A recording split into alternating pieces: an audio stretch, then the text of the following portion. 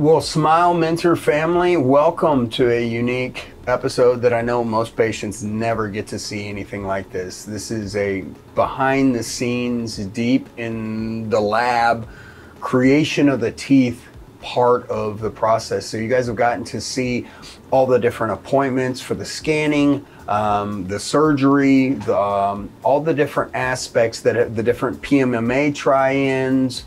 And now we're getting to the point to where my finals are going to be delivered soon. So we had the privilege of sitting with Anders a little bit ago, going over the actual my set of teeth, which is pretty unique, seeing your own teeth actually be made. But it was really cool to kind of see the artistic side of it. Now let's look at some of the technology side of it. Like how did all those appointments of scanning and all that kind of play into the actual making of my new smile? So Zach, thank you. Appreciate you taking a little time today. Glad to have you here. Okay, so walk me through. So this is... This software we're using here is ExoCAD. So this is one of the design softwares that we use. We also have 3Shape, and there's other softwares like InLab, but I prefer to work with ExoCAD. So what we're starting here with is when you came in after your 5 to 6 months of healing, they took that little wand that you talked about earlier and scanned inside your mouth. They also used a tool called the iCam 4D, which is photogrammetry, which is giving us exact location of those implants. So we're going to pair the intraoral scans with the photogrammetry scans, and that's going to give us what we're looking at here essentially. So on the little domino pieces? Yeah, the little dominoes, yeah. The little dominoes that screw it in. So they have those, they have dominoes, and then there's another brand called Pick, and they have it looks like a golf club. But are you serious? Yeah, but there's people on Facebook that show the picture. It looks like they just put a domino in their mouth, and that's what they're showing. Okay. But so if you look here, we have the actual scan abutment, so that's what was scanned in your mouth. Now, we did the alignments in the iScan software, which is the photogrammetry software, and we output these STLs in the exact location.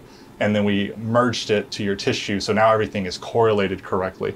So now from there, once we turn off the abutments, we have your tissue, of course. From there, we designed the actual bar, which is this. So we designed this bar, and this is going to be the structure for your teeth that we're going to put on there. So from there, so this this bar is not the zirconia, because I mean I've done a lot when the lab started out. I had to learn a ton about materials. I had to learn about, you know, monolithic zirconia. We did the stress test. We did the different tests on this, and so I really became adamant about no monolithic zirconia. But what was unique is when we were talking about my case, that there's going to be zirconia involved, but that's not on the substructure. This is different, right? Yes, this is a material that is lighter and has some flexibility, and allows, then you're going to place the zirconia over it. Is that kind of how that works? Exactly, so walk me through. So like you were saying with what we were talking about earlier, with the full zirconia, when it breaks, right? So in this situation here, we have the substructure, and that's in the PEEK material, right? What we're going to do is we're going to treat this like if you went to the dentist and they prepped this, right? Like they made a prep, and we're going to put a crown on this. We're going to put crowns on each individual of these. And that way, if something ever does break, it's just fixing the crown itself, right? And things aren't 100%, but when it does, it's not starting over from scratch 100%, right? Right. So that's the beauty of this kind of setup. It's easy to fix, and in my opinion, I think it's going to last longer with that PEEK frame. So, okay. But yeah, so this is the PEEK bar, and this is the design roughly, and then obviously your lower teeth here. So then from here, once we... You know, and let me pause a question, because it just came up. I had an implant that... Sorry. Oh, you're good. I didn't know it was touchscreen. I had an implant here that was placed a while ago, and in discussing the case planning portion of it, it was, let's wait till we get your final restoration on the top before we do that on the bottom. Yeah. Do you know, I understand you're not a clinician, but do you know why they would do that? So you had the implant placed here, I imagine, right? The reasoning for that is because if we design something, we're copying this occlusal plane here on your lower. That way we can kind of design something more ideal on the upper, because the upper is what you see, in my opinion. So, and I imagine also it's probably best for, like I said, just to make sure we have something ideal. We don't want to make anything too flat, but we want to make it more more anatomy. So we can come in here and design this ideally how we would like, which I'll show you in the next step. And then whenever we get this set in stone and everything's done, your implant's already healed by that point. Now we just design the crown to fit this. Okay. Yeah. Perfect. So from here, we have the bar. We're going to jump over to the design of the teeth now. So you have your teeth on your bar now. So essentially, I just combined your bar design and your tissue scan from the original design because they are in the same location, made it one file. Now this is my design, my jaw scan is what they call it in the software. So this will be the pink portion. This is your gingiva, right? So yeah. So basically we'll mill it exactly like this. And then the finishers, Andres that you talked to earlier and his team out there will come through here with some pink composite and layer that on there and give it life, make it look like real tissue. And, you know, I think on your second appointment after healing, you came in and we took shades of your gums and of your teeth. So our goal is to make it look as natural as possible and make it match, of course. So we do the teeth design, and then these are all cement retained. So they're cement retained to the bar, but everything is still technically screw retained, which means at any point you can come in and we can unscrew it and take it off. And that's usually every 6 months for hygiene, roughly. So now the teeth design piece of it, do you guys, when and I know, but when you get to this stage, do you have like multiple templates that you guys go, okay, this is more aggressive or more masculine, more feminine? How does that piece work? So it's a long process. So from the start, before we even take out a tooth from your mouth, right, we have your pre-op appointment. We take pictures that day. We take 3D scans, right? And then basically everything they use on the surgery day from the conversion to help us get a bite and establish our VDO, that design should be made in mind with a few things. So we look at face shape, age, and gender, really, and that helps us decide the template we use. So every software has a library that it comes with, and there's tons of libraries you can get. Like I could make a library myself and import it and make that my library. But we start with, you know, there's like triangular, there's square, there's oval shaped teeth. So we kind of look at all those characteristics and decide on the shape. And then from there, we copy it, we make adjustments. And then when we go to your pre-final, that's when we make the big adjustments. Because at that point, everything's healed. We add your last molars, we fully load everything. And so we want to make sure everything is aesthetic, the patient's happy with it. So from there, we're pretty much staying with the original design from the start, but changing a few things, line angles, length, midlines, if anything's off. Okay, because like we had to adjust the midline on one of those PMMAs, I think, right? Yep. So, and that's the beauty with the digital is if there is something that's off, it's just literally a 5-minute scan. They give me the information and say, hey, this is off. You know, it used to be you'd be relying on photos and you would have to leave the temporary here after they remounted it for us to do that. But now digital's here, we can scan it intraorally. With that, we can print it, we can mount it, or we can physically take the PMMA and let you sit there for a few minutes while we mount that and then scan that physically in a desktop scanner. Right. So there's a few ways we can go about it. So from there, that's where we get your new midline and your new occlusal plane, and then we just design to that. Okay. Sorry, so you guys picked out the teeth, right? From the beginning. From the beginning. And so are these closely mimicking because I had zirconia crowns on the top anyway, is this closely mimicking what I had before, or how much adjustment would you say was made in this process from what I had? So it depends on the patient sometimes. So sometimes the patients come in and they say, I want exactly what I had, right? So at the beginning, we would take what's called a pre-op scan. We would scan what's already there. Obviously with crowns, you know, tissue pulls away eventually, so the crown looks longer, so we don't want to copy exactly that. Right. But usually when they say they want the same, they want the same kind of bite, tooth shape, but they don't want all those features of teeth decaying, right? They don't want that part. You could skip that piece. There are some patients that come in and say, I want like really natural looking. Like I've seen photos, some patients that want it to almost look like it was. Like some people don't want their friends and family to know that they did this. And there's some people that want Hollywood smile because they're spending the money on it. Let's do it, right? So it depends on the patient. So if you came in that day and say, hey, I like what I have here, they'd probably take a scan of that and we would design your pre-op set based off your original teeth. Okay. Right? And then there's some, like I said, but there's other patients that come in and say, I want something different, right? And we kind of guide them based off what they have, the 3 features we talked about, gender, age, and then face shape. And we kind of discuss based off what we think. And then yeah, everything after that is just refinement. You know, if you'll allow me to address the community for just a second, Yeah.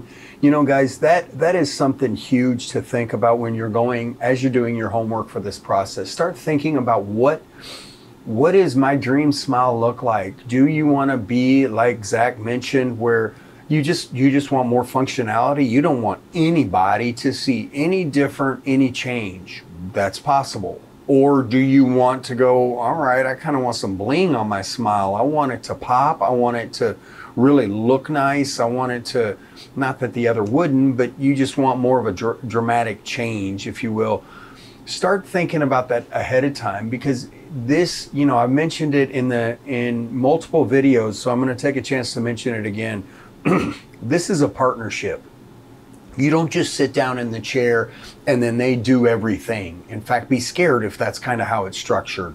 Make sure that you have input. Be prepared when you come in. Look at some different, even magazines if you want, of teeth shapes, because I wouldn't even have thought of that. And I've been in this industry now for a little while. I mean, granted on the business side, but still worked in labs and kind of had this. And so I want to encourage you guys, as you're going through this process, think about shading. Think about, are you like me where you're going to have one row natural, one row replacement, and how much do you want that to match? And we talked about in one of the episodes where I'm going to be probably doing some veneers or looking at some whitening and that kind of stuff. So just think about that ahead of time, because the more you have that figured out, the easier it's going to be for the clinician in the lab to really get you exactly what you want versus you ever feeling like you had to settle. So thanks, Zack. I just want to kind of, how would you define this shape of teeth, just out of curiosity? What would be your definition? So it's very, I would say there's some rounded edges, so it's not super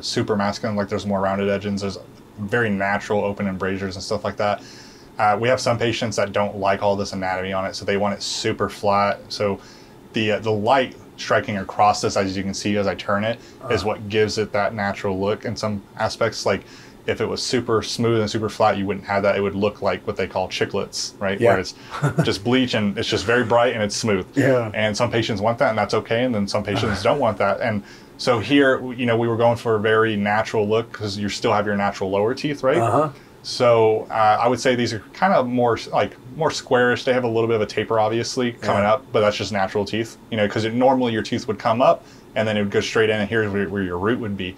So we wanted to mimic that style, and then of course we did some more of the anatomy, the surface anatomy, so it breaks that light as it strikes it. But other than that, and then the anatomy on the surface and stuff like that, we try to keep it pretty, not like super deep, but to where there's good occlusion. You still have your natural teeth. We don't want there to be too much pressure or force because it's locked. So we make it a little smoother, but we still want to have the anatomy there. At the end of the day, you know, you're never going to look at this, but we still like to add it.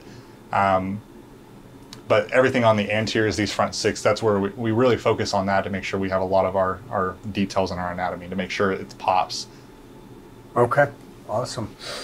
So now you get to this stage, and then now you send the files to do 2 different mills. Am I correct? You're going to mill the substructure, and then you're going to mill the multiple zirconia teeth, right? Yeah. So we use a software here that we use Hyperdent. There's a few other ones. That's one I really enjoy working with. But so we'll send the teeth to one software version of it, right? So we'll open a Hyperview window and we'll nest the crowns in there, right?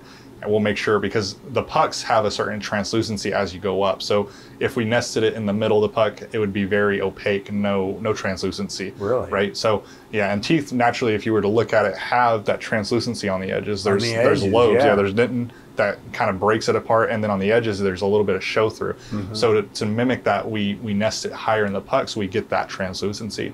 So we'll mill that, and that probably takes, for this example, for just an upper, it takes about 3 hours to mill, and that's just milling all of the teeth at one time. And then from there, the bar, for one bar, it's about 3 hours also. Okay. So if you were doing upper and lower, it'd be 6 hour mill for both, so 12 hours total of milling time. Okay. But yeah, once it mills, from there we take it to the finishers. They do a little bit of contouring on it, and then they center it for about 12 hours overnight at 1600 degrees Celsius. And it doesn't go in and it's just straight 1600. It builds up over time. The importance is the hold time, the build up and the hold time, and then the decline. If you cool it off too quick, it'd probably break. Like if we took it out and put it on a cold counter, it'd probably break for sure. And then from there, they do a lot of fitting, they do the cementing, and then they start staining glaze, which you saw today with Andres, and then he starts doing the tissue, and then after that, it's just refining a few things and delivering it. And then the end of the journey, So then Andres said that it would take probably through the end of today, possibly into tomorrow, to have a finished set. It's we kind of in our lab system, every case is going to take the same amount of time. Now yours is just an upper arch, so it's a lot quicker obviously than upper and lower. But we also have other cases too that we're also working on at the same time. So we usually say about 3 days to finish something like this, and that's cutting it out, that's centering it, that's fitting it to the structure, and then cementing it, and then staining glaze. But you would staining glaze first before cementing, because you obviously can't fire this peak bar. It would not be pretty. But yeah, about 3 days. So, but yours will probably be done. They had it yesterday, and then obviously we kind of left some stuff unfinished so we could film it. So it'll probably be done end of day, probably early tomorrow. Yeah. Perfect. Yeah, right on time to the due date. Yeah. Awesome. Okay, you're a patient. So again, who are we doing this for? This is for no company. This is for no one but the patient. And so if what are some of the questions maybe I have forgotten to ask or have overlooked that you might have had other patients in here or dealing with other patients that would be a topic on the teeth and the final teeth and that type of situation? Is there anything I'm forgetting or I overlooked? So I don't necessarily think so. I think you made a very good point about patients coming in with an idea. That's the most important thing, because some patients, either they just don't care and they're here for function, and then there's some people that just want function and then they want it to look the same, or they want function and they want to change it up a little bit, right? But I think that's a very good point to make sure that people come in with that idea. But as far as like questions, there's nothing clinically I can think of. At the end of the day, the questions you're going to ask when you're visiting a certain clinic is, what are they doing? Are they doing it analog style? Are they taking impressions? I mean, it can all be done the same way. It's just the digital is the way it's going now, and it's less alginate in the mouth, less time, in my opinion, in certain work areas, right? Is it less margin of error? Because you go analog versus this. Is there a greater margin of error? That's one of the things I was trying to figure out. So it's kind of, there's error on both sides, right? So, I mean, if for some reason, and this is anywhere, right? I've talked to a few clinics before and they were looking at getting into digital and they're like, okay, so it's easy, right? And it's like, there's a learning curve, right? Sure. Are you good with computer source off? And they're like, yes or no. And I'm like, okay. If they say no, it's like, okay, reevaluate, right? If they say yes, that's okay. Well, then have you done any type of intraoral scanning in the mouth before, right? Okay. And they say yes or no. And it's okay, well, you said no, maybe start with just doing crowns first, like single crowns, getting an understanding of the scan pathing, and understanding when you have a bad scan.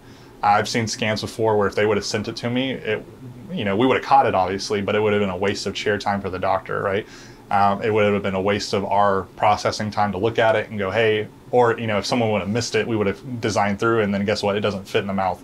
But that's why our lab here has certain like protocols where it gets caught before it even gets to the end, right? So, like I said, if you take a bad impression, you're going to have a bad fit. If you take a bad scan, you're going to have a bad fit, right? So at the end of the day, it's just someone like Dr. Bertana who's very comfortable with doing the intraoral scanning and understanding the photogrammetry, and him being a CDT, understanding the design software and how we correlate all this data. That's the biggest part, is knowing how to correlate it. It took us a few weeks up to a month to figure out, even with the iCam, how to correlate that data to get it correct. Because it's cool if you can just get the scan. Yeah, you can take the scan in 30 seconds after you calibrate it, but the long part is making sure that everything is correct. So once we got all that going, now it's night and day. Like, some places they want 100% digital. In my opinion, there's some things that should stay a little analog. I think that it doesn't make sense to make it fully digital, just for the time's sake. Give me an example, Zach. Like, for example, so this is an example where digital is really good, right? So let's say you came in, and I think this is what we did on your last appointment. We scanned physically, right? We scanned in your mouth. right? But then the time before that, we actually took the appliance out and we mounted it. That appointment was much longer, right?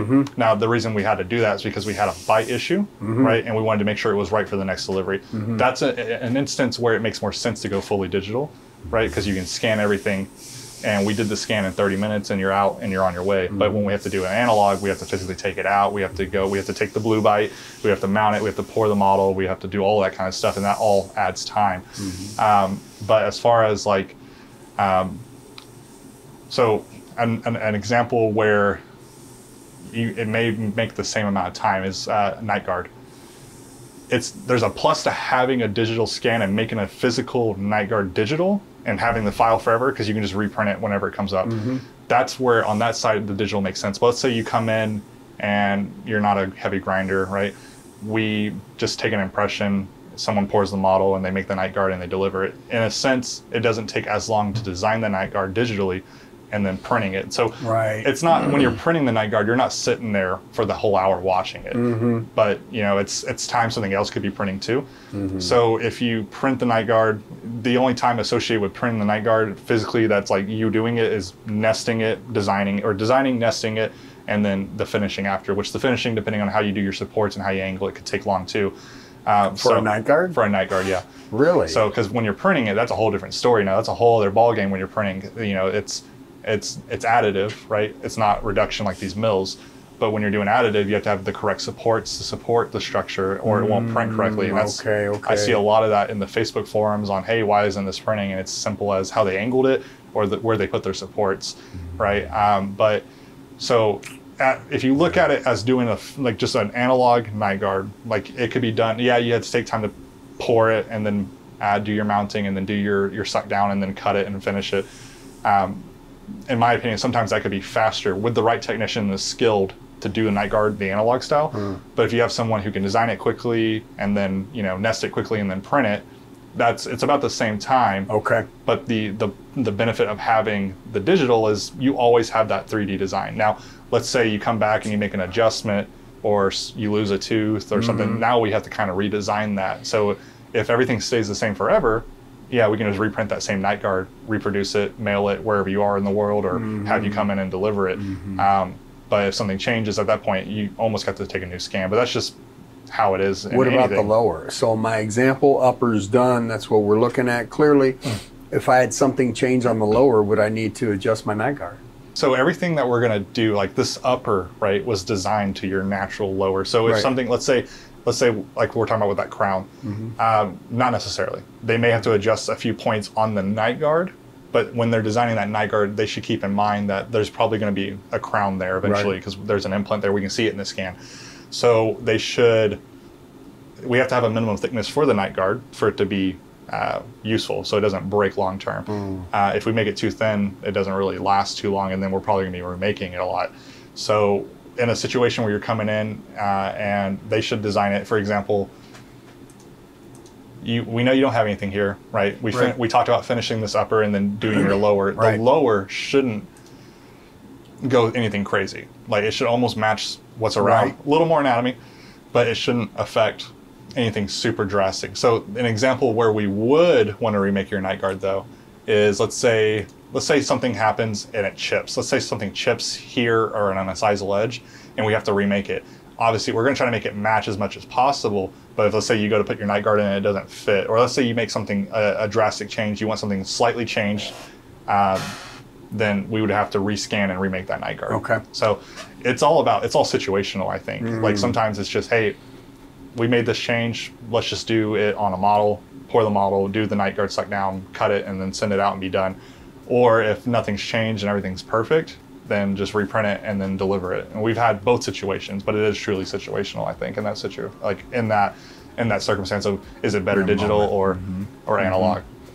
The night guard, how important? I mean, I know from coming from a lab, it's going to be okay. Night guard's crucial. I get it. I understand the disclaimer, but how important, especially is it for, in my scenario, where the upper is now going to be zirconia outlay, not monolithic, but still zirconia outlay, and then natural dentition on the bottom.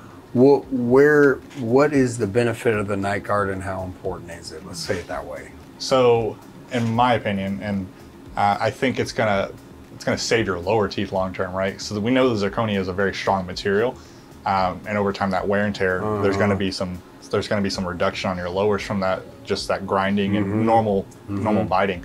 So, and a lot of people grind their teeth, especially at night. I do. Right? And people clench. You're not going to wear your night guard during the day though, right? So it's one of those things where we recommend when you're sleeping, of course, and we try to make it as thin as possible to where it's not making too much of a hassle to even wear it.